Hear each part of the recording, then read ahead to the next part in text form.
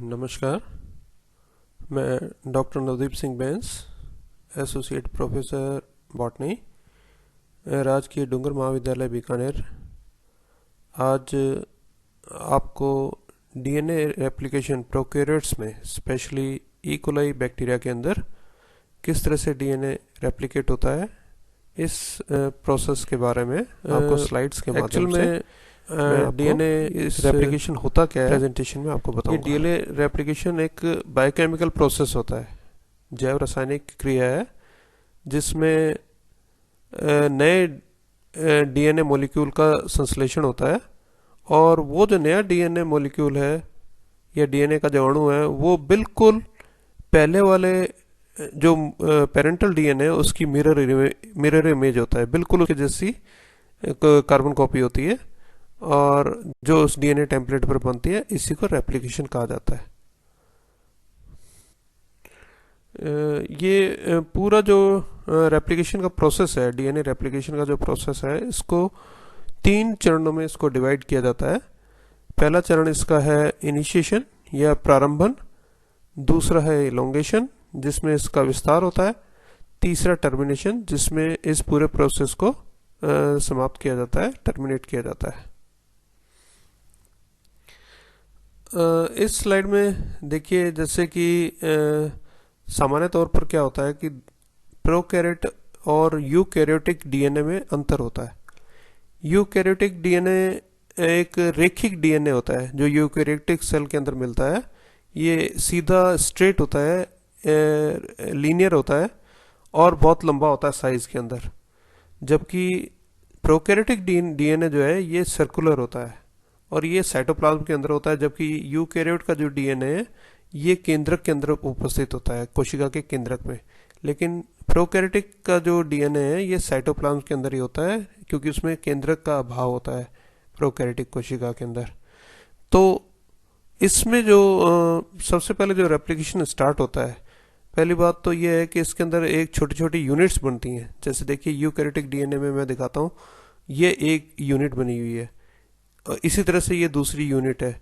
ये छोटी छोटी यूनिट्स इसलिए बनती हैं क्योंकि ये अणु बहुत लंबा होता है। यूकैरियोटिक डीएनए बहुत अधिक लंबा होने के कारण इसमें कई छोटी छोटी यूनिट्स बनती हैं जिनके अंदर रेप्लिकेशन होता है। इन यूनिट्स को कहते हैं रेप्लिकेशन यूनिट, या इसको बोलते हैं रेप्लिकॉन। ये इसलिए क्योंकि यदि जैसे हमें पता है कि सेल साइकिल जब होती है, सेल साइकिल के अंदर माइटोटिक फेज और इंटरफेज 2 फेज होती हैं। हर माइटोटिक फेज के बाद में एक इंटरफेज आती है, और इंटरफेज को भी 3 में डिवाइड किया गया, आपको ध्यान होगा, जिसमें G1 फेज है, G2 फेज है और S फेज है।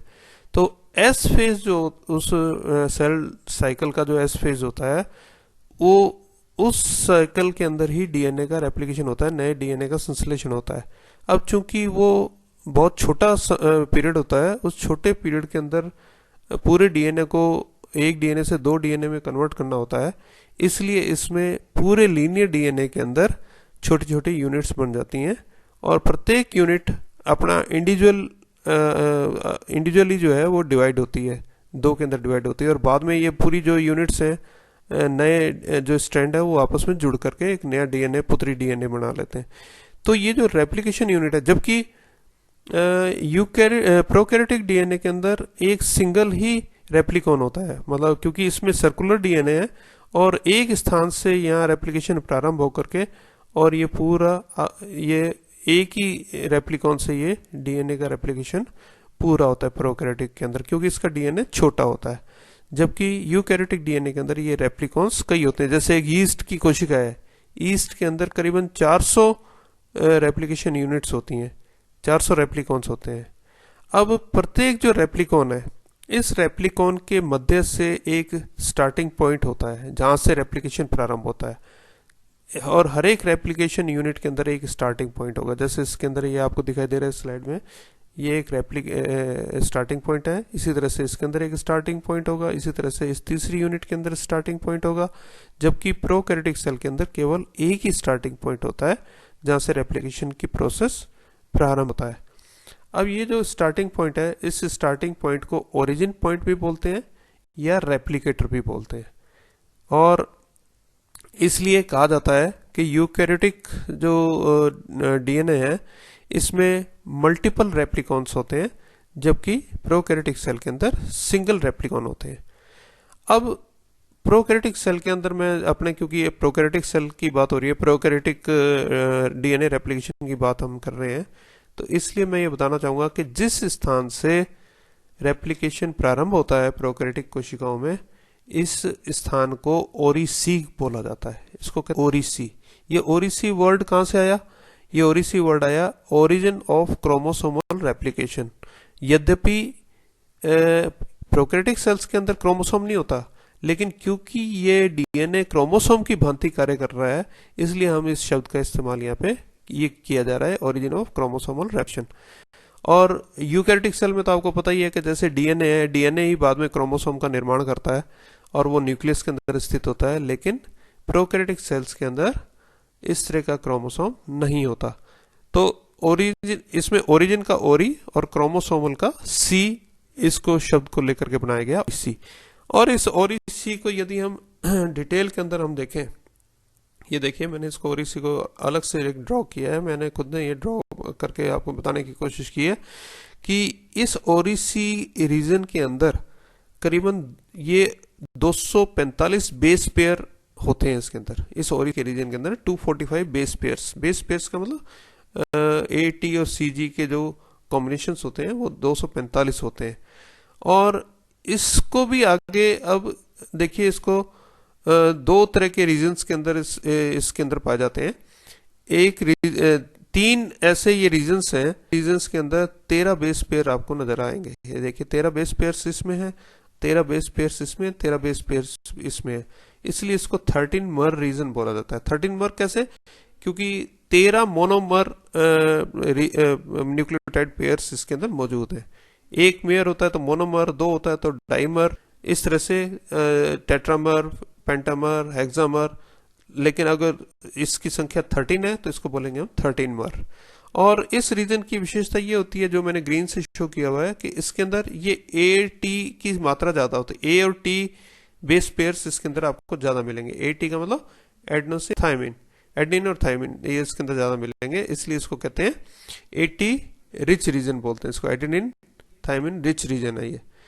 और दूसरी जगह आप देखिए कि इसके अंदर आपको ये जो चार आपको ये रीजन नजर आ रहे हैं, ये हर रीजन के अंदर 9 बेस पेयर्स होते हैं। 9 बेस पेयर होंगे, इसमें भी होंगे, इसमें भी 9 बेस पेयर होंगे और इसमें भी 9 बेस पेयर होंगे। इस रीजन को बोलते हैं 9 मर।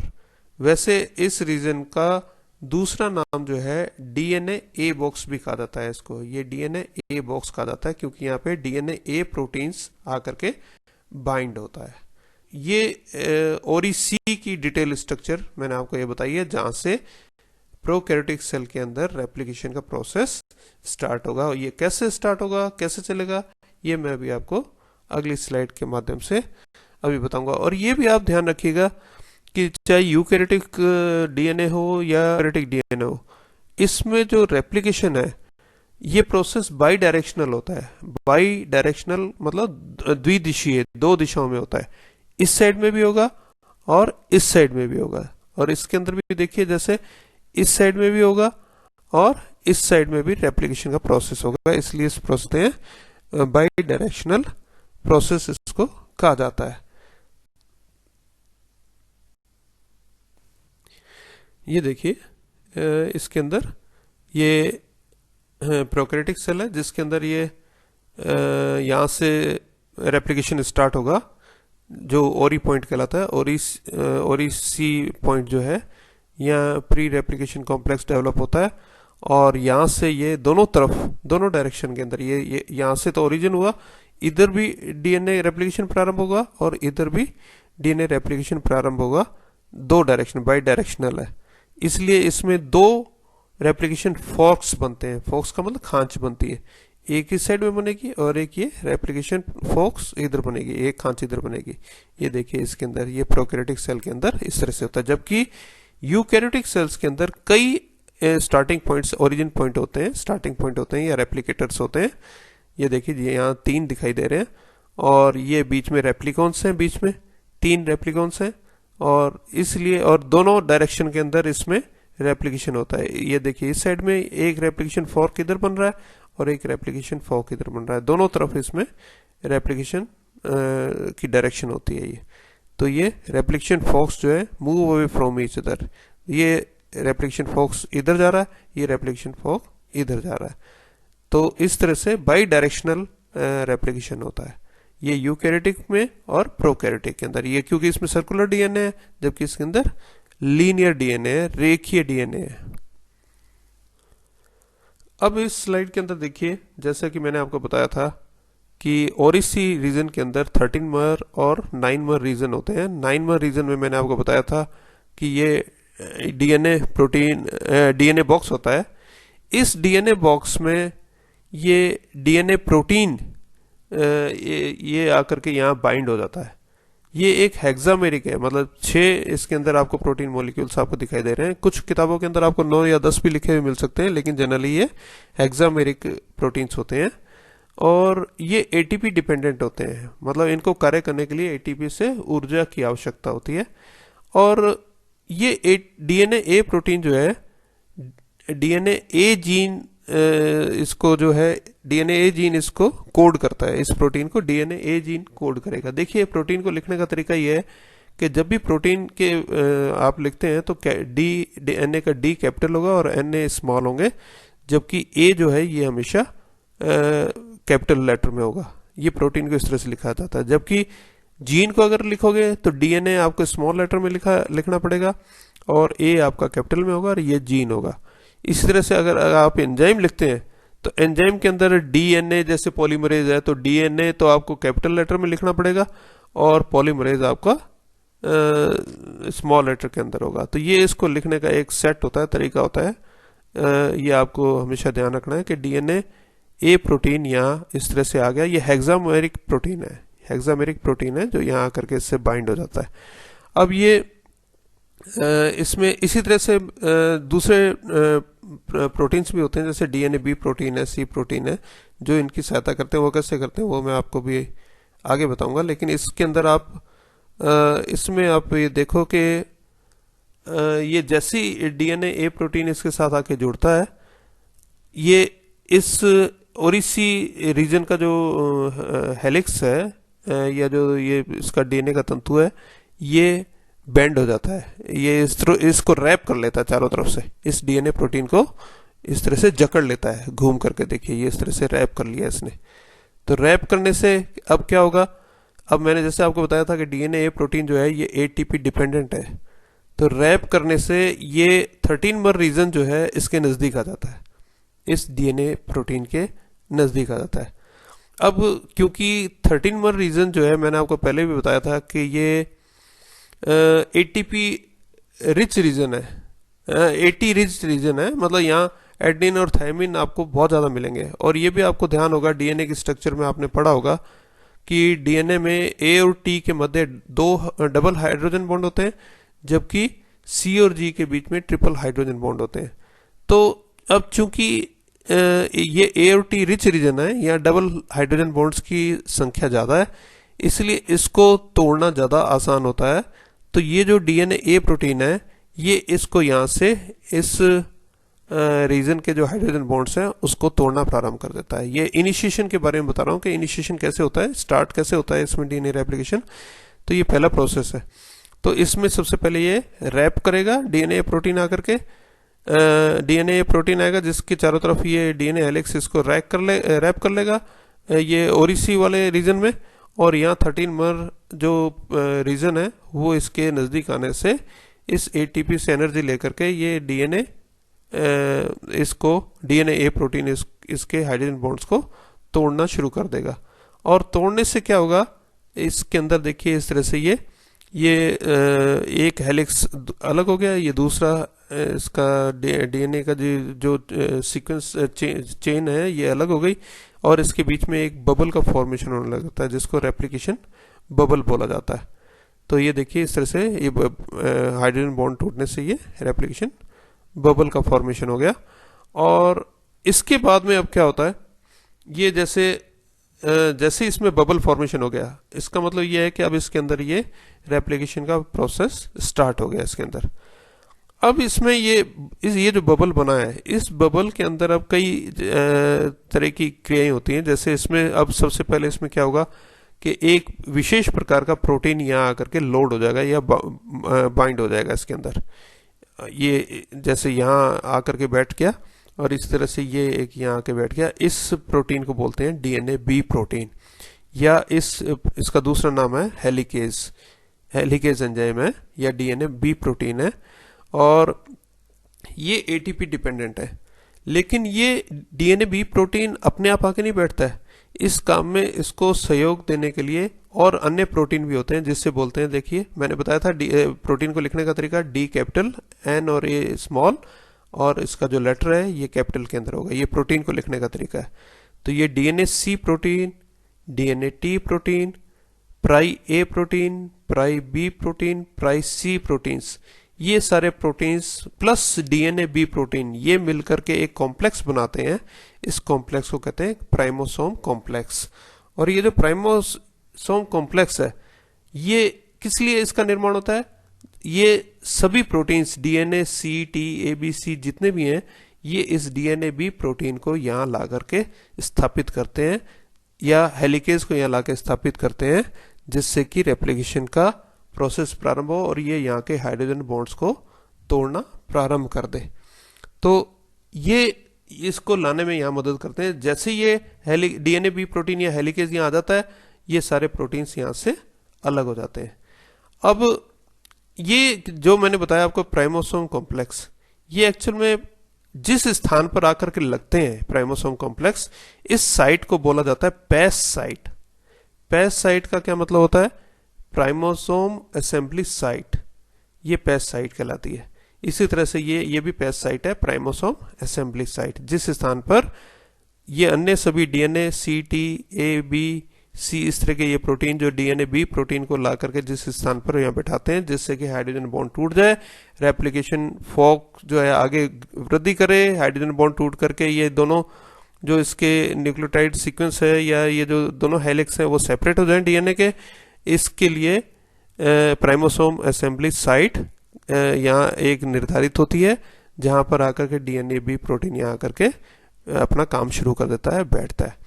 और चूंकि मैंने बताया था कि ये जो रेप्लिकेशन बबल बनता है, इसका ये बीच में ये इसका ओरिजिन पॉइंट है और इसके दोनों तरफ ये प्रोसेस शुरू होता है, बाई डायरेक्शनल होता है। इधर भी ये रेप्लिकेशन का प्रोसेस शुरू होगा और इधर भी ये दूसरी साइड में भी रेप्लिकेशन का प्रोसेस शुरू होगा। अब ये चूंकि मैंने बताया था कि ये 80 रिच रीजन है जहाँ ये स्टार्ट होता है, या सी और जी भी हो सकते हैं इसमें, एडेनिन और थायमिन के अलावा साइटोसिन और ग्वानिन भी हो सकते हैं।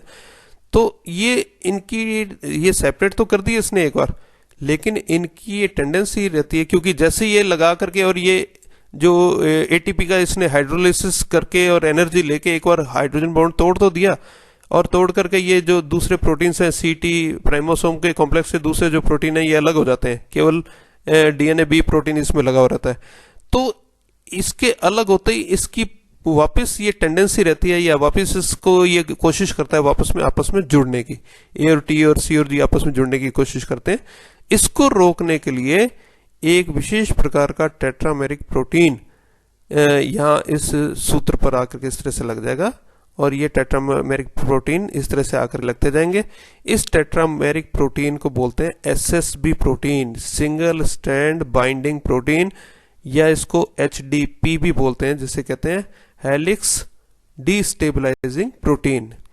और ये जो प्रोटीन इसके अंदर लगा है, इस प्रोटीन की एक विशेषता होती है, देखिए जैसे मैंने नीचे डायग्राम बनाकर आपको समझाने की कोशिश की है कि ये जो प्रोटीन है, ये जैसे एक प्रोटीन बनता है, ये दूसरे प्रोटीन को भी अपनी ओर पेयरिंग के लिए आकर्षित करता है, और इस तरह से ये आपस में भी इस तरह से इसमें बाइंडिंग रहती है इसके अंदर। ये एसएसबी प्रोटीन आपको पूरे यहाँ इस तरह से आपको ये नजर आएंगे, ये एसएसबी प्रोटीन ये लगे हुए नजर आएंगे, जो कि बाद में आरएनए प्राइमर बनने के बाद में ही हटते हैं ये, अदरवाइज ये एसएसबी प्रोटीन पूरा यहाँ आपको लगे हुए मिलेंगे।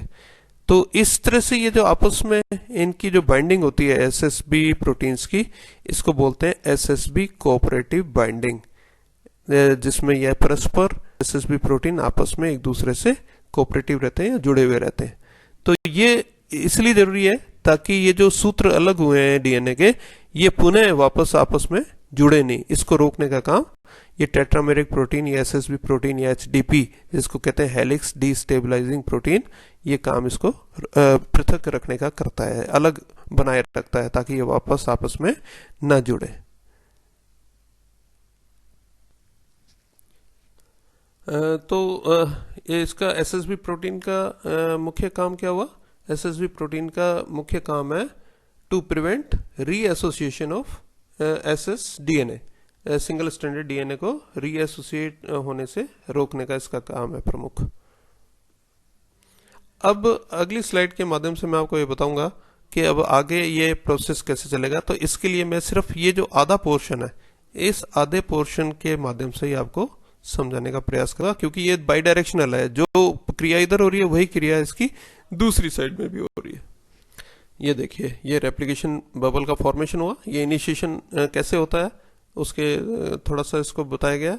जैसे ही बबल का फॉर्मेशन हुआ, अब इसके अंदर ये बबल ग्रो करता जाएगा और ये रेप्लिकेशन फोक का निर्माण होता है। जो ये फोक एक दूसरे से दूर विपरीत दिशा के अंदर बढ़ते जाएंगे, जिससे ये दोनों में अलग हो जाएंगे। और ये जो ब्लैक डार्क में दिखाई दे रहा है, ब्लैक के अंदर, ये पुराना डीएनए है, जिसके ऊपर ये ब्लू के अंदर दिखाई दे रहा है, ये नया डीएनए जो निर्मित हो रहा है। अब देखिए इसके अंदर, इस पूरे प्रोसेस के अंदर जो न्यूक्लियोटाइड के जो पॉलीमर्स बनने हैं, क्योंकि नए न्यूक्लियोटाइड का जो निर्माण होगा पुराने डीएनए टेम्पलेट के ऊपर, तो उसके ऊपर न्यूक्लियोटाइड के पॉलीमर्स बनते हैं। और ये पॉलीमर कौन बनाता है? ये बनाता है डीएनए पॉलीमरेज। ये एक एंजाइम है जो न्यूक्लियोटाइड प्राइमर्स का निर्माण करता है, डीएनए पॉलीमरेज। इस डीएनए पॉलीमरेज की क्या विशेषता होती है कि ये डीएनए पॉलीमरेज 3 टाइप का होता है इसके अंदर। प्रोकैरियोट्स के अंदर DNA polymerase first, DNA polymerase second और डीएनए पॉलीमरेज थर्ड।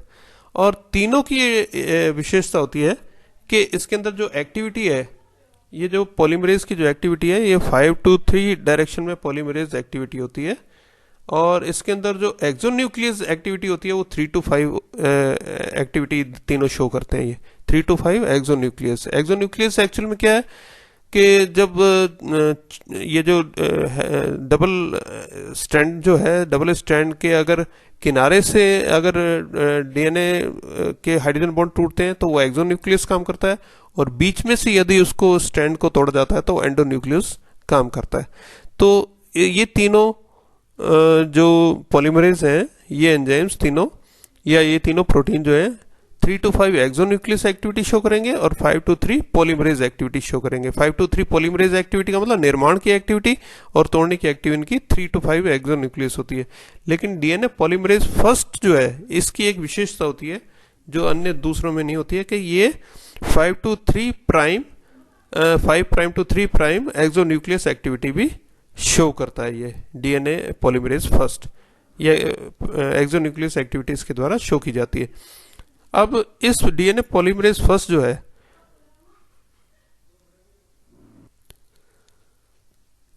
इस डीएनए पॉलीमरेज फर्स्ट को जो है सबसे पहले, क्योंकि आर्थर कॉर्नबर्ग ने इसको 1956 में देखा था, इसलिए इसे कॉर्नबर्ग एंजाइम भी इसको कहा जाता है।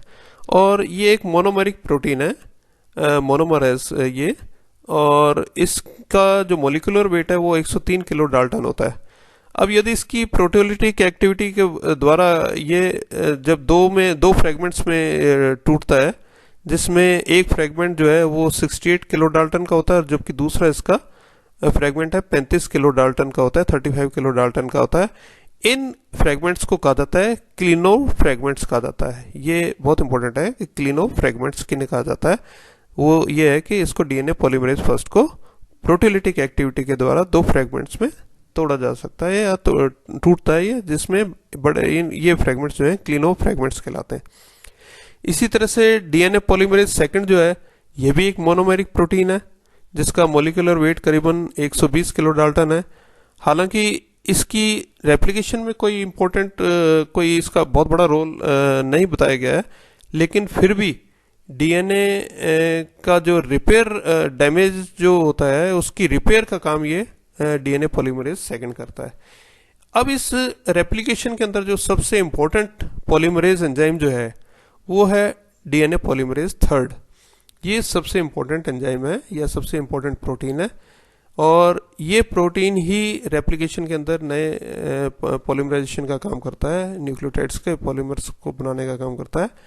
और ये 10 पॉलीपेप्टाइड चेन्स या सब यूनिट्स का बना होता है। इस डीएनए पॉलीमरेज थर्ड के निर्माण में 10 पॉलीपेप्टाइड्स सब यूनिट्स होती हैं।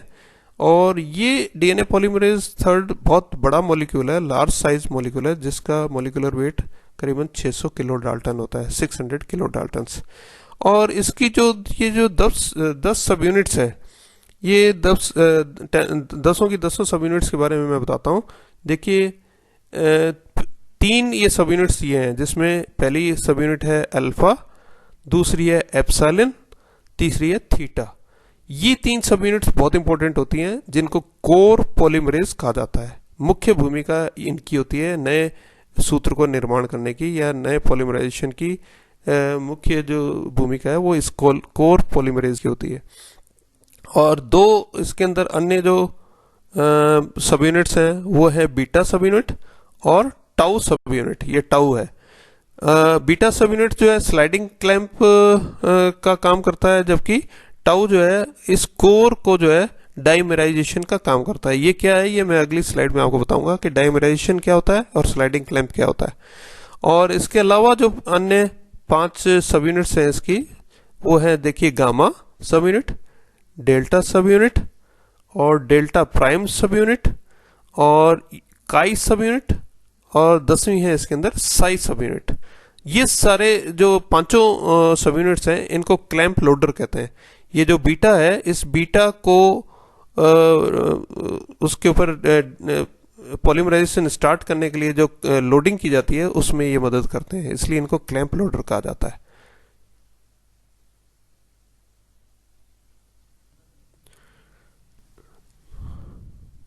अब ये देखिए, इस स्लाइड के अंदर आप देखिए, इस स्लाइड के माध्यम से ये बताने की कोशिश की जा रही है कि ये इनिशिएशन इसका, जैसे मैंने बताया था कि रेप्लिकेशन बबल बनता है, उस बबल के हाफ आधे हिस्से को यहाँ ड्रॉ करके बताने की कोशिश कर रहा हूँ मैं। कि देखिए, इसमें ये एसएसबी प्रोटीन इस तरह से यहाँ अटैच हो गया, ये पूरे में अटैच हुआ हुआ रहता है। यहाँ इस तरह से ये एसएसबी प्रोटीन यहाँ रहता है, और ये हेलिकेज एंजाइम जो है यहाँ इस पे बैठा हुआ है, जो कि हाइड्रोजन बॉन्ड को तोड़ने का काम कर रहा है। अब चूंकि इसमें एक एंजाइम और इसमें मैं दिखाई जा रहा है, ये लाल रंग में टोपोआइसोमरेज जो दिखाई दे रहा है, ये एक्चुअल में क्या होता है कि जैसे जैसे बबल से इसको तोड़ा जाएगा हाइड्रोजन बॉन्ड्स को, तो क्योंकि अब ये सर्कुलर होता है, ये डीएनए जो है सर्कुलर डीएनए होता है। इस सर्कुलर डीएनए में ओपन एंड तो होता नहीं है।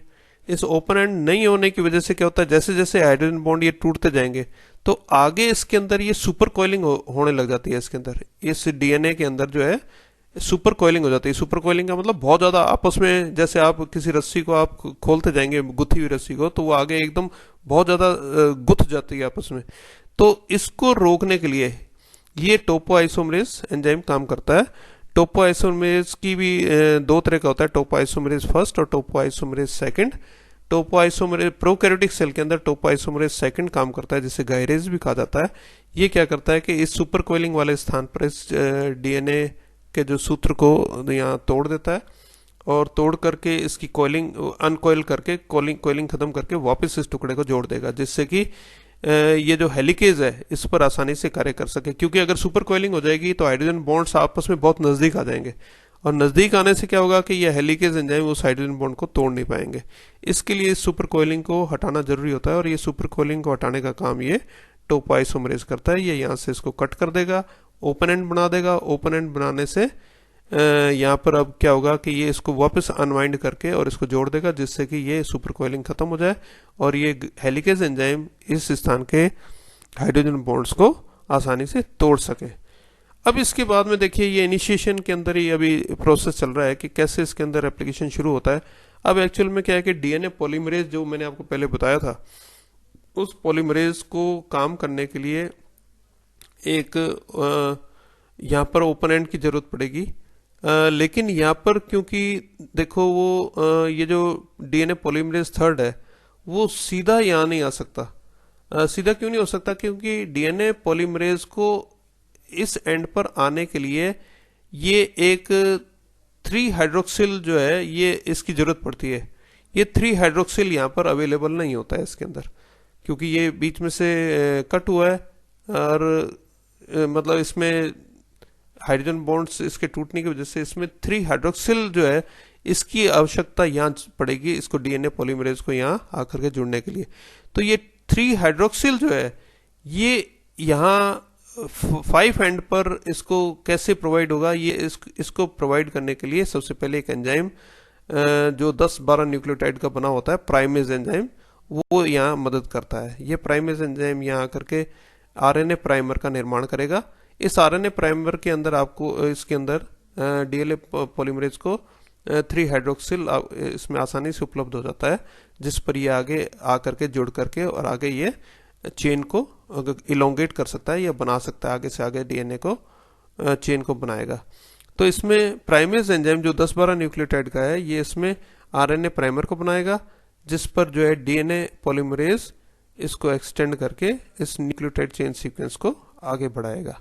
तो इसलिए अब चूंकि ये जो प्राइमेज एंजाइम है, ये प्राइमेज एंजाइम कौन सा यहाँ आएगा इसको निर्धारित इस डीएनए टेम्पलेट के द्वारा किया जाता है। ये डीएनए टेम्पलेट ही निर्धारित करता है कि यहाँ पर कौन सा प्राइमेज आना चाहिए।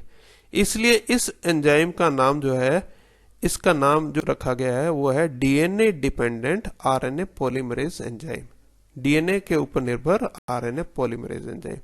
तो ये जैसे यहाँ प्राइमेज आएगा, अब इसके ऊपर यहाँ डीएनए पॉलीमरेज एंजाइम जो है वो यहाँ आकर के काम करेगा, इसके साथ जुड़ जाएगा और नई चेन का निर्माण 5 से 3 डायरेक्शन करेगा। और चूंकि देखो यहाँ ओपन एंड इसको मिला था, यहाँ से इसने ये आगे इसका नए पॉलीमराइजेशन होता जाएगा, नया तंतु बनता जाएगा डीएनए का, और ये हाइड्रोजन बॉन्ड टूटते जाएंगे और ये इसका निर्माण आगे से आगे चलता जाएगा और ये एसएसबी प्रोटीन यहाँ से हटते जाएंगे। लेकिन यहाँ से जो फोर्क था, जो रेप्लिकेशन फोर्क था, यहाँ से जो ये इसका निर्माण होगा आरएनए प्राइमर से, फिर आगे डीएनए पॉलीमरेज से जो इसका निर्माण हो रहा है, ये निर्माण होता होता इस एंड तक आएगा, यहाँ करके इसका निर्माण रुक जाएगा। अब चूंकि ये आगे से आगे हाइड्रोजन बॉन्ड को तोड़ता जा रहा है, तो अब आगे इसका और नया निर्माण कैसे होगा? तो इसके लिए यहाँ पर फिर एक आरएनए प्राइमर यहाँ करके जुड़ेगा, जिससे फिर आगे इस तरह से कई खंड बन जाते हैं। इसमें तो ये कंटिन्यू चलेगा, इस स्ट्रैंड के अंदर तो ये कंटिन्यू आगे से आगे निर्माण होता जाएगा, आगे चेन टूटती जाएगी, बनता जाएगा। तो इस स्ट्रैंड को तो कहते हैं लीडिंग स्ट्रैंड। जिस पर यहाँ छोटे छोटे टुकड़े बनते जा रहे हैं, इसको कहते हैं लैगिंग स्ट्रैंड कहते हैं। और इन टुकड़ों को, जो छोटे छोटे होते हैं, इन टुकड़ों को ओकाजाकी वैज्ञानिक, जो जापानीज वैज्ञानिक था, उसने देखा था, इसलिए इसको ओकाजाकी सेगमेंट कहते हैं। ये मैं अभी आगे डिटेल में इसके बारे में बताऊंगा। अब इसमें देखिए, जैसे मैंने आप पॉलीमरेज के बारे में बताया था कि ये कोर पॉलीमरेज, जिसमें मैंने आपको बताया था कोर पॉलीमरेज में जो 3 सब यूनिट्स इसकी जो मैंने बताई थी आपको, इसके अंदर जो अल्फा, एप्सिलॉन और थीटा, वो इसके अंदर होती हैं। और ये कोर पॉलीमरेज ये इसके ऊपर सही तरीके से तंतु पर चलता रहे, इसकी मदद करने के लिए ये स्लाइडिंग क्लैंप होता है या बीटा सब यूनिट होती है। ये बीटा सब यूनिट इसको मदद करती है, ये इसको स्लाइडिंग क्लैंप बोलते हैं, ताकि ये इसके ऊपर से उतरे नहीं और इसके ऊपर सही, इसके ऊपर ये नए सूत्र का निर्माण करता रहे। और इस क्लैंप को बनाए रखने के लिए वो पांचों क्लैंप लोडर मैंने जैसे आपको बताया था, गामा, डेल्टा, डेल्टा प्राइम और काई, साई, ये इस क्लैंप लोडर कहते हैं, जो इस क्लैंप को इस सूत्र के ऊपर स्थापित करते हैं। और चूंकि मैंने ये भी बताया था कि इसके अंदर डीएनए प्रोटीन यहाँ आता है, डीएनए बॉक्स में जो हेक्सामेरिक प्रोटीन यहाँ आता है, जिसकी वजह से ये रैप कर लेता है इसको तंतु। मैंने आपको पहली स्लाइड के अंदर बताया था कि ये रैप कर लेता है, और रैप करके 80 रिच रीजन पर जो बबल बनता है, उस बबल में अब यहाँ डीएनए पॉलीमरेज जो आया है, ये दोनों जो को डीएनए पॉलीमरेज थर्ड जो है, ये पॉलीमरेज आपस में एक ये टाउ के द्वारा ये जुड़े रहते हैं। इसको टाउ, इसीलिए इसको कहते हैं डाइमराइजेशन ऑफ कोर। ये डाइमराइजेशन करता है। ये टाउ जो सब यूनिट है इसका डाइमराइजेशन करती है। ये दोनों जो डीएनए कोर पोलिन को आपस में डाइमराइजेशन करती है।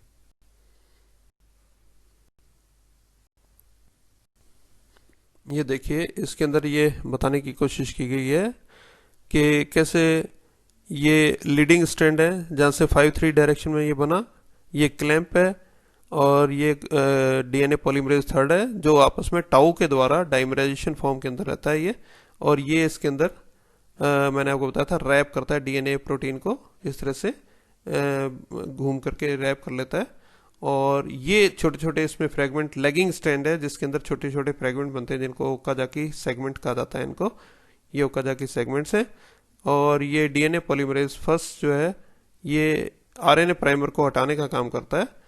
और इस तरह से मैं आपको डिटेल में अभी आगे बताऊंगा। और ये देखिए ये RNA DNA primer primase enzyme के ऊपर डीएनए प्राइमर आता है जिससे कि ओकाजाकी फ्रेगमेंट का निर्माण प्रारंभ होता है। और ये हेलिकेज एंजाइम है जो कि इसके हाइड्रोजन बॉन्ड को तोड़ने का काम करता है।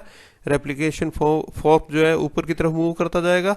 और ये टोपो आइसोमरेज एंजाइम टोपो आइसोमरेज सेकंड जो है या जिसे गायरेज एंजाइम भी कहते हैं, ये सुपर कोइलिंग को हटाने का काम करता है। इसकी सुपर कोइलिंग को काट देता है, काट के दोबारा अनवाइंड करके इसकी कोइलिंग हटा के दोबारा जोड़ देगा इसको। ये टोपो आइसोमरेज का कार्य है।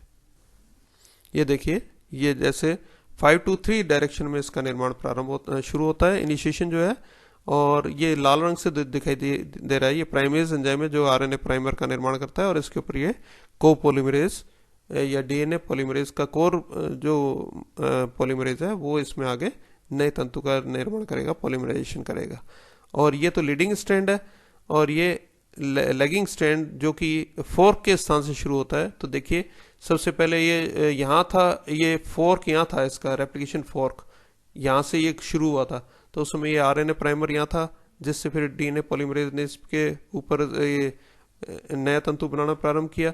अब जैसे ये हाइड्रोजन बॉन्ड तोड़ते हुए हेलिकेज आगे चला गया तो यहाँ से फिर एक आरएनए पॉलीमरेज आएगा और डीएनए पॉलीमरेज थर्ड यहाँ से फ्री होकर के वापस यहाँ आएगा और यहाँ आकर के नए फ्रैगमेंट का निर्माण करेगा। तो ये छोटे लेगिंग स्ट्रैंड में छोटे छोटे फ्रैगमेंट्स आपको नजर आएंगे। ये फ्रैगमेंट्स जो हैं ओकाजाकी फ्रैगमेंट्स कहलाते हैं। ये हमेशा लेगिंग स्ट्रैंड पर होंगे। और लीडिंग स्ट्रैंड पर जो इसका निर्माण है तंतु का, नए तंतु का निर्माण डीएनए के, वो बिल्कुल लगातार होता है, इसमें कोई फ्रैगमेंट्स नहीं होते।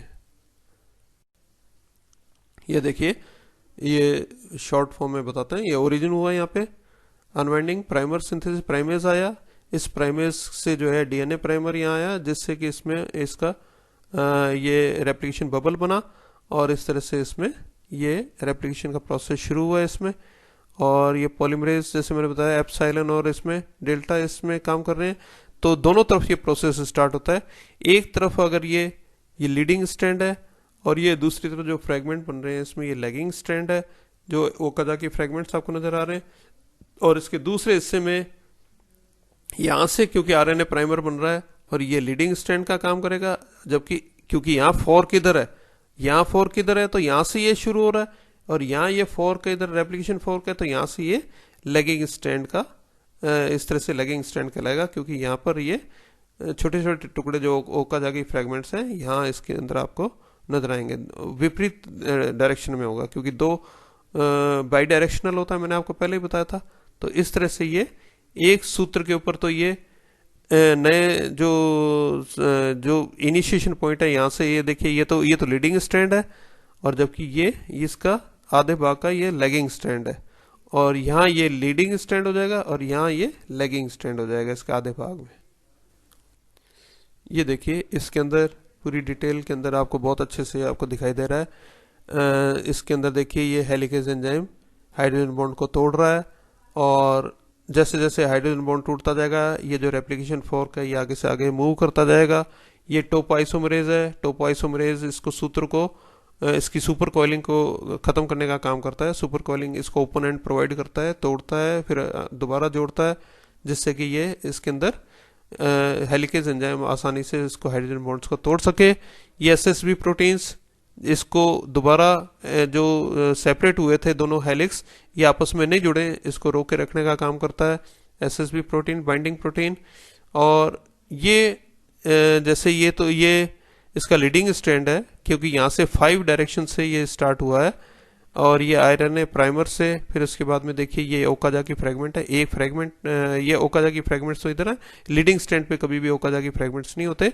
और ये जो डीएनए पॉलीमरेज है ये आगे से आगे नए तंतु का निर्माण करता जाएगा प्राइमेज एंजाइम की मदद से। ये देखिए डीएनए प्राइमेज, ये जैसे ही एक तंतु आगे बन गया, अब दूसरे तंतु का निर्माण जो शुरू होगा, फोर्क जैसे आगे बढ़ता जाएगा, उसी तरह से ये प्राइमेज एंजाइम यहाँ आएगा जो आरएनए प्राइमर का निर्माण करता है। इस आरएनए प्राइमर से ये अब इसके ऊपर ये जो है डीएनए पॉलीमरेज जो है वो यहाँ आएगा, और इस तरह से निर्माण होने के बाद में जब ये डीएनए पॉलीमरेज नए तंतु का निर्माण कर देगा, तो इसमें ये लाइगेज एंजाइम जो है ये इनके डीएनए के टुकड़ों को जोड़ने का काम करता है। हालांकि इसके बीच में जो आरएनए प्राइमर्स होंगे उनके 3 हाइड्रोक्सिल जो रीजन है उनको हटाने के लिए यहाँ पर सबसे पहले डीएनए पॉलीमरेज फर्स्ट यहाँ आकर के जुड़ेगा, और इस डीएनए पॉलीमरेज फर्स्ट के जुड़ने के बाद में फिर लाइगेज एंजाइम इनके तंतुओं को जोड़ने का काम करेगा। तो ये लैगिंग स्ट्रैंड जो है यहाँ हमेशा आपको ओकाजाकी फ्रेगमेंट्स नजर आएंगे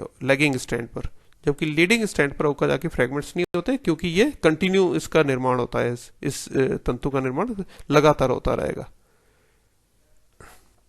ये देखिए अब ये किस तरह से इसमें इसका जो एक डीएनए से 2 डीएनए कैसे बन रहे हैं, यहाँ से ओरिजिन हुआ, ओरिजिन होने से ये रेप्लिकेशन बबल बना, इस बबल के अंदर बाई डायरेक्शनल इधर भी रेप्लिकेशन होगा और इधर भी होगा। ये रेप्लिकेशन फोक्स है दोनों डायरेक्शन में, replication proceeds in both direction. ये जो गहरे नीले रंग के अंदर है ये पेरेंटल स्ट्रैंड है, हल्के नीले के अंदर जो दिखाई दे रहा है ये नया स्ट्रैंड है डीएनए का। इस तरह से ये धीरे धीरे ये रेप्लिकेशन फोक जो है मूव करता जाएगा दोनों डायरेक्शन में, और अंततः ये एक टर्मिनेशन जो पॉइंट है इस पॉइंट पर ये डीएनए आपस में जुड़े हुए हैं, जो लास्ट में यहाँ पर भी डीएनए पॉलीमरेज थर्ड के द्वारा और फर्स्ट के द्वारा लाइगेज एंजाइम के द्वारा ये जब सेपरेट हो जाएंगे तो इस तरह से एक डीएनए से 2 डीएनए बन जाएंगे। ये प्रोकैरियोटिक डीएनए के अंदर इस तरह से रेप्लिकेशन संपन्न होता है। ये इलोंगेशन, ये इनिशिएशन है देखिए, और इसके बाद में ये इलोंगेशन है, और ये लास्ट में ये टर्मिनेशन है इसका।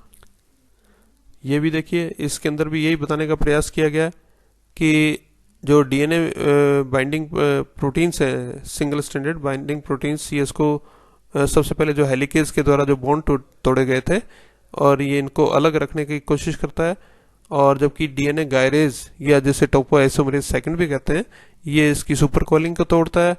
और ये हेलिकेज जो है ये मैंने आपको जैसे बताया था कि एटीपी डिपेंडेंट होता है, ये डीएनए बी प्रोटीन इसकी मदद से ये इसके हाइड्रोजन बॉन्ड्स को तोड़ेगा, और आरएनए प्राइमर के द्वारा जो है इसके ऊपर जो है प्राइमेज एंजाइम आरएनए प्राइमर का निर्माण करेगा, जिससे कि तंतु का निर्माण शुरू हो जाता है इसमें बनना डीएनए पॉलीमरेज थर्ड के द्वारा। तो ये इस तरह से डीएनए पॉलीमरेज थर्ड के द्वारा ये जो है ये सूत्रों का निर्माण होगा, और ये ओकाजाकी फ्रेगमेंट्स बनेंगे। और ये इस आरएनए प्राइमर को हटाने के लिए डीएनए पॉलीमरेज फर्स्ट आता है, जिससे कि आरएनए प्राइमर हट जाए, और इसके बाद में जो डीएनए के तंतु हैं इनको जोड़ने का काम जो है वो डीएनए लाइगेज करता है। डीएनए लाइगेज इन डीएनए के सारे नवनिर्मित तंतु को जोड़ करके एक तंतु का निर्माण कर देगा। और ये डायरेक्शन जो है नए सूत्र के निर्माण की डायरेक्शन हमेशा 5 to 3 एंड होती है। ये देखिए 5 to 3 एंड, ये भी 5 to 3 एंड है, और ये भी इधर भी 5 to 3 एंड की तरफ है। ये देखिए इसके अंदर भी यही बताने का ओवरव्यू है टोटल इसका। ये यहाँ से रेप्लिकेशन का ओरिजिन हुआ है, ये प्राइमर है यहाँ आरएनए प्राइमर, यहाँ से फिर ये डीएनए पॉलीमरेज थर्ड जो है उसने निर्माण प्रारंभ कर दिया, और ये आपको ये लेगिंग स्टैंड के ऊपर आपको ये ओकाजाकी फ्रेगमेंट्स आपको नजर आ रहे हैं, ये देखिए। और ये स्लाइडिंग क्लैंप है जैसे मैंने आपको बताया था, जिसके अंदर वो 5 सब यूनिट्स आपको मैंने बताई थी, डेल्टा, डेल्टा प्राइम, काई, साई और गामा। ये जो सब यूनिट्स हैं इसको स्लाइडिंग क्लैंप को जो है, या जिसे कहते हैं कि बीटा जो सब यूनिट है उसको इसके ऊपर लोड करने के काम करती हैं। स्लाइडिंग क्लैंप लोडर को क्लैंप को लोड करने का काम करती हैं, और ये क्लैंप क्या करता है, इस डीएनए पॉलीमरेज थर्ड जो है इसको इसके ऊपर बांधे रखता है, इसके ऊपर इसको नीचे नहीं गिरने देता है, हटने नहीं देता है, इससे इसकी मदद करता है, जिससे कि आगे से आगे नए डीएनए तंतु का निर्माण कर सके आसानी से। इस तरह से ये फ्लो 3 डायरेक्शन के अंदर, ये तो लीडिंग स्ट्रैंड है और ये लैगिंग स्ट्रैंड है। ये देखिए ये किस तरह से इसके अंदर भी यही बताने की कोशिश की गई है और थोड़ा सा डिटेल के अंदर है कि ये तो हेलिकेज एंजाइम जो हाइड्रोजन बॉन्ड को तोड़ता है, टोपोआइसोमरेज सुपर कॉइलिंग को हटाता है जिससे कि हेलिकेज एंजाइम आराम से इस बॉन्ड्स को तोड़ सके, और एसएसबी प्रोटीन्स इन दोनों तंतुओं को अलग रखने का काम करते हैं ताकि दोबारा इसमें जुड़ नहीं जाए आपस में ये। और ये डीएनए पॉलीमरेज थर्ड है जो इस स्लाइडिंग क्लैंप जो है, या जिसे कहते हैं कि हम बीटा जो सब यूनिट है, वो इसको डीएनए पॉलीमरेज थर्ड को इसके ऊपर बांधे रखती है ताकि ये आराम से इसके ऊपर नए तंतु का निर्माण कर सके। तो ये लगातार इसमें नए सूत्र का निर्माण करता जाएगा 5-3 डायरेक्शन में, इसलिए इसको लीडिंग स्ट्रैंड कहते हैं। और चूंकि ये रेप्लिकेशन फोर्क से इस स्ट्रैंड के ऊपर ये छोटे छोटे टुकड़ों में ये नया स्ट्रैंड बनता है, इसलिए इसको लैगिंग स्ट्रैंड कहते हैं। और इसके ऊपर देखिए ये लाइगेज एंजाइम जो है इन ओकाजाकी सेगमेंट जो बने हैं इनको जोड़ने का ये काम कर रहे हैं। इस तरह से ये सबसे पहले आरएनए प्राइमर, जिसके द्वारा आगे फिर डीएनए पॉलीमरेज थर्ड के द्वारा नए सूत्र का निर्माण हो रहा है, और इनके बीच में ये निक्स रह जाती हैं। इन निक्स को जो है ये लाइगेज एंजाइम के द्वारा जोड़ा जाता है।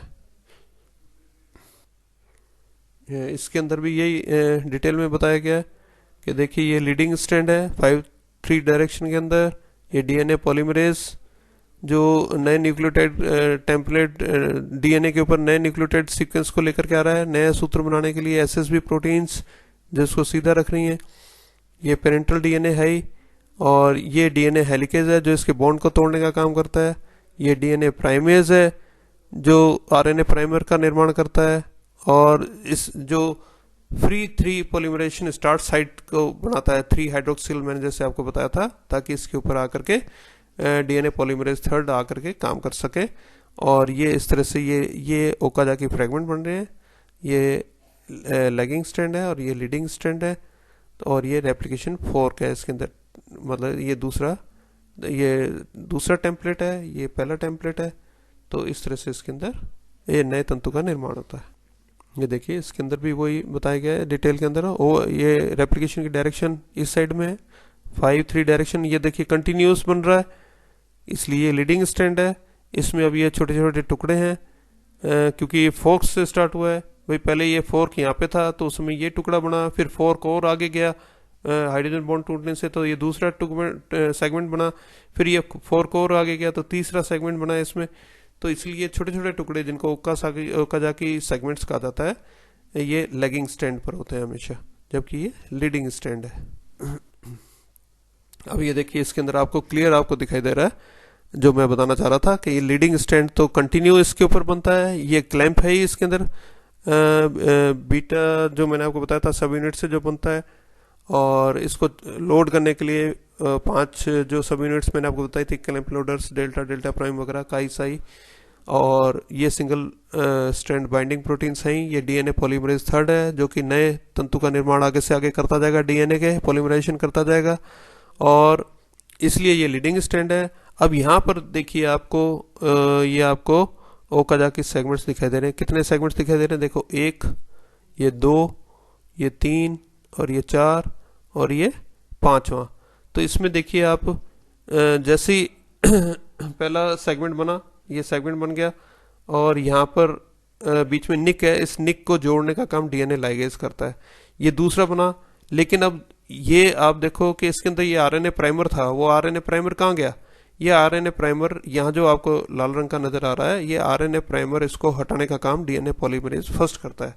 ये डीएनए पॉलीमरेज इस आरएनए प्राइमर को हटाता है, जिससे कि इस अगले डीएनए के जो 3 एंड है वो इसके 5 एंड के साथ जुड़ सके, उसको हाइड्रोक्सिल ग्रुप प्रोवाइड करता है, जिससे कि ये लाइगेज एंजाइम के द्वारा ये डीएनए का सूत्र आपस में ये निक जुड़ सके या एक सूत्र इक्वल हो सके।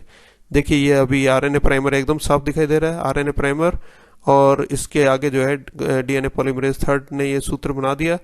लैगिंग स्ट्रैंड है, ओकाजाकी सेगमेंट है, ये 5 सेगमेंट आपको दिखाई दे रहे हैं। अब देखिए इसके अंदर ये चौथा जो स्ट्रैंड है, यह ओकाजाकी फ्रेगमेंट है जो ये अभी इसमें बन रहा है, ये निर्माण हो रहा है इसका। ये आरएनए प्राइमर है, ये क्लैंप है इसका, और इस क्लैंप के आगे ये डीएनए पॉलीमरेज थर्ड है जो कि नए सूत्र का निर्माण कर रहा है। अब चूंकि 5 से लेके 3 एंड है, लेकिन ये यहाँ आकर के इस 5 एंड से अपने आप नहीं जुड़ सकता क्योंकि इसमें हाइड्रोक्सिल इसको थर्ड चाहिए होता है। तो इसकी आरएनए प्राइमर को हटाने के लिए फिर ये डीएनए पॉलीमरेज फर्स्ट जो है इसकी जरूरत पड़ती है। ये डीएनए पॉलीमरेज फर्स्ट यहाँ आएगा, जिससे आरएनए ये जो प्राइमर है ये हटेगा, हट करके यहाँ डीएनए का सूत्र बन जाएगा। लेकिन इन दोनों डीएनए के बीच में एक निक रहता है। इस निक या जो खांच रहती है, छोटा सा एक स्लिट सी रह जाती है, इस स्लिट को, ये जो स्लिट देखिए इसमें नजर आ रही है, इसको भरने का काम डीएनए लाइगेज करता है। ये डीएनए लाइगेज इन दोनों डीएनए सूत्रों को आपस में जोड़ देता है। ये देखिए इस तरह से। अब ये यहाँ पर ये आरएनए प्राइमर आया है, प्राइमेज एंजाइम जिसने आरएनए प्राइमर बनाया। अब इस आरएनए प्राइमर के ऊपर यहाँ डीएनए पॉलीमरेज थर्ड यहाँ आएगा और नए सूत्र का निर्माण करेगा। तो इस तरह से ये आगे हेलिकेज जो है एंजाइम आगे से आगे हाइड्रोजन बॉन्ड्स को तोड़ता जाएगा और इसके ऊपर नए सूत्र का निर्माण होता जाएगा। एक स्टैंड के ऊपर तो एक साइड में कंटिन्यूस निर्माण होता है, तो इससे तो लीडिंग स्टैंड कहते हैं। और जिसके ऊपर ये ओकाजाकी सेगमेंट्स आपको नजर आ रहे हैं, 5 सेगमेंट नजर आ रहे हैं, ये इसका लैगिंग स्टैंड है। तो इस तरह से ये, और ये टोपो आइसोमरेज एंजाइम यहाँ आगे इसकी सुपर कॉइलिंग को हटाने के लिए होता है। सुपर कॉइलिंग तोड़ करके ओपन एंड प्रोवाइड करता है, जिससे वापस उसको जोड़ करके सुपर कॉइलिंग हटाता है ताकि इसमें हेलिकेज एंजाइम इसमें आगे आसानी से काम कर सके। तो ये देखो इस डायग्राम में ये दिखाने की कोशिश की है कि इसमें ओवरऑल डायरेक्शन रेप्लिकेशन की क्या है, कि इधर इसमें इस रेप्लिकेशन फोर्क में इस साइड में रेप्लिकेशन हो रहा है और इसके अंदर ये इस साइड में रेप्लिकेशन फोर्क मूव कर रहा है आगे। इसलिए दोनों में जो लीडिंग और लैगिंग स्टैंड्स हैं वो अलग अलग हो जाएंगे। यहाँ तो ये लीडिंग स्टैंड यहाँ है, जबकि यहाँ लीडिंग स्टैंड यहाँ है। यहाँ ये लेगिंग स्टैंड इसमें इस स्थान पर दिखाई दे रहा है, जबकि यहाँ पर ये लेगिंग स्टैंड इस स्थान पर दिखाई दे रहा है। ये देखिए इसके अंदर वही पांचों जो सेगमेंट्स थे उनको सेगमेंट को दिखाने की कोशिश की है इसके अंदर, जो मैंने आपको दिखाए थे आपको। सबसे पहले तो देखो ये लेगिंग स्टैंड के बारे में है। टेम्पलेट स्टैंड है जिसमें प्राइमेज जो है आरएनए प्राइमर बना रहा है। देखो ये सबसे पहले टुकड़े पर, और इसके ऊपर अब क्या होगा, अब ये जो आरएनए प्राइमर बना है, इस आरएनए प्राइमर के ऊपर डीएनए पॉलीमरेज थर्ड जो है ओकाजाकी सेगमेंट बनाएगा। इस तरह से निर्माण होगा क्लैंप और उसकी सहायता से, पॉलीमरेज थर्ड और क्लैंप की सहायता से। और इसके बाद में क्या होगा, देखो ये डीएनए पॉलीमरेज थर्ड जब ये सूत्र बन जाएगा, कंप्लीट हो जाएगा, तो ये पॉलीमरेज थर्ड जो है वापस अलग होकर के डिटैच हो जाएगा ताकि ये आगे फिर दूसरा आरएनए प्राइमर है उसके ऊपर जाके काम कर सके इस तरह से। तो देखिए ये पहला सेगमेंट, इस सेगमेंट ओकाजाकी सेगमेंट, ये आरएनए प्राइमर है लाल रंग में जो दिखाई दे रहा है। ये दूसरा सेगमेंट है जिसमें आरएनए प्राइमर सेकंड उसके लिए आया है, और यहाँ पर ये पॉलीमरेज थर्ड ये आ गया। पॉलीमरेज वो वही पॉलीमरेज काम होता रहेगा जो डीएनए पॉलीमरेज फर्स्ट, जो थर्ड जो पॉलीमरेज था जो पहले यहाँ काम कर रहा था, यही वापस अगले उसमें सूत्र बनाने के लिए काम करेगा। और इस तरह से ये देखिए ये एक ओकाजाकी सेगमेंट, ये आरएनए प्राइमर, और ये दूसरा ओकाजाकी सेगमेंट और ये आरएनए प्राइमर, और इनके बीच में अब चूंकि ये आरएनए प्राइमर बीच में है, इसको हटाना जरूरी है, तो इसके लिए ये डीएनए पॉलीमरेज फर्स्ट जो है इस आरएनए को हटाने के लिए यहाँ पर आएगा। और इसके बाद में जो ये निक रह जाएगा, बीच में छोटी सी स्लिट रह जाती है, इस स्लिट को ये लाइगेज एंजाइम जो है ये इसको डीएनए के सूत्र को आपस में जोड़ने का काम करता है दोनों को। तो इस तरह से ये एक नया सूत्र इसमें बन जाएगा। तो ये जो सेगमेंट्स हैं, ये सेगमेंट ओकाजाकी कहलाते हैं। इनको जोड़ने का काम लाइगेज करता है। आरएनए प्राइमर को हटाने का काम डीएनए पॉलीमरेज फर्स्ट करता है, और नए तंतु का बनाने का काम डीएनए पॉलीमरेज थर्ड करता है। ये आपको याद रखना है। और यहाँ जैसे मैंने बताया था, बीच में से यहाँ से इनिशिएशन हुआ था, इधर ये रेप्लिकेशन फोर्क और इसमें भी रेप्लिकेशन फोर्क, और दोनों के अंदर विपरीत डायरेक्शन के अंदर नए तंतुओं का निर्माण होगा। इसलिए लेगिंग स्टैंड एक साइड में, अगर लेगिंग स्टैंड नीचे है तो दूसरे में लेगिंग स्टैंड ऊपर होगा। एक साइड में अगर लीडिंग स्टैंड ऊपर है तो दूसरे में नीचे होगा, क्योंकि ऑपोजिट डायरेक्शन में ये रेप्लिकेशन फोर्क मूव कर रहे हैं, गति कर रहे हैं। ये देखिए ये डिटेल के अंदर है कि डीएनए पॉलीमरेज थर्ड जो है ये डीएनए का सिंथेसिस कर रहा है। ये डीएनए पॉलीमरेज थर्ड है, ये आरएनए प्राइमर था यहाँ पे, इसके ऊपर डीएनए पॉलीमरेज थर्ड, ये क्लैंप जो इसको पकड़े रखता है, क्लैंप लोड करता है और ये आगे से इस तरह से निर्माण करेगा। ये देखिए पहला सेगमेंट जिस पर ये नया तंतु बना है, ये आरएनए प्राइमर है। अब ये दूसरा फ्रेगमेंट है जो डीएनए पॉलीमरेज थर्ड लेकर के आ रहा है और यहाँ इस तरह से आगे। अब चूंकि ये आरएनए है, इस आरएनए को हटाना जरूरी है पहले और दूसरे फ्रेगमेंट के बीच में, तो ये डीएनए पॉलीमरेज फर्स्ट आपको दिखाई दे रहा है, ये यहाँ आएगा, ये इस आरएनए प्राइमर को यहाँ से हटाएगा और इसको हटाने के बाद में अब ये जो दोनों डीएनए के तंतु हैं, अब इसके स्थान पर डीएनए आ गया आरएनए प्राइमर के स्थान पर, तो इस डीएनए को आपस में जोड़ने का काम डीएनए लाइगेज करेगा। तो ये एक और ये दो ओकाजाकी सेगमेंट को इस तरह से आपस में जोड़ा जा रहा है। फिर ये तीसरा जो यहाँ सेगमेंट आएगा उसको भी इसी तरह से जोड़ दिया जाएगा आरएनए प्राइमर को हटा के डीएनए पॉलीमरेज फर्स्ट के द्वारा। तो डीएनए पॉलीमरेज थर्ड का काम है नए डीएनए का सिंथेसिस करना ओकाजाकी फ्रेगमेंट पे, और डीएनए पॉलीमरेज फर्स्ट का काम है आरएनए प्राइमर को डीएनए से, कॉम्प्लीमेंट्री डीएनए से इसको टेम्पलेट पर हटाता है। ये DNA polymerase first RNA primer को हटाएगा। और डीएनए लाइगेज क्या करता है, जो टुकड़े हैं डीएनए के नए बने हुए हैं जो टुकड़े, उनको आपस में फॉस्फोडाइएस्टर बॉन्ड से जोड़ने का काम करता है डीएनए लाइगेज। ये देखिए दोनों एंजाइम्स के बारे में बताया गया है कि दोनों एंजाइम्स कैसे काम करते हैं।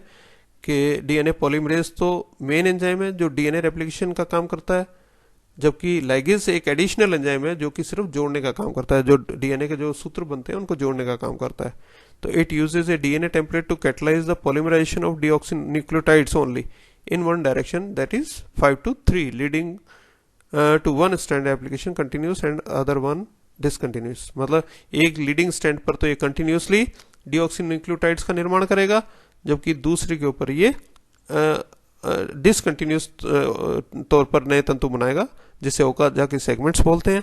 और लाइगेज का काम क्या है कि जो नए जो डीएनए के टुकड़े बनते हैं, फ्रेगमेंट्स बनते हैं, उनको ये जोड़ने का काम करता है। वो सिर्फ किस पे लाइगेज काम करेगा, सिर्फ लैगिंग पर, उस पर काम नहीं करेगा, ये लीडिंग पर नहीं करेगा, वहां जरूरत ही नहीं पड़ती। लैगिंग स्टेज पर क्योंकि ओकाजाकी सेगमेंट्स हैं, उसको जोड़ने के लिए इस लाइगेज की आवश्यकता पड़ती है। ये देखिए डीएनए लाइगेज कैसे काम करता है। तो ये निक्स जो है, ये निक कहलाता है बीच में, जो दो डीएनए के बीच में जो गैप रह जाता है उसको डीएनए निक बोलते हैं। इनको जोड़ने का काम ये डीएनए लाइगेज करता है। तो DNA ligase seals the nick between Okazaki fragments, converting them to a continuous strand of DNA. मतलब इस डीएनए को एक कंटिन्यूस सूत्र के रूप में, एक लगातार सूत्र के रूप में बनाने का काम लाइगेज के द्वारा किया जाता है। वो इस निक को हटा करके दोनों सूत्रों को आपस में जोड़ देगा।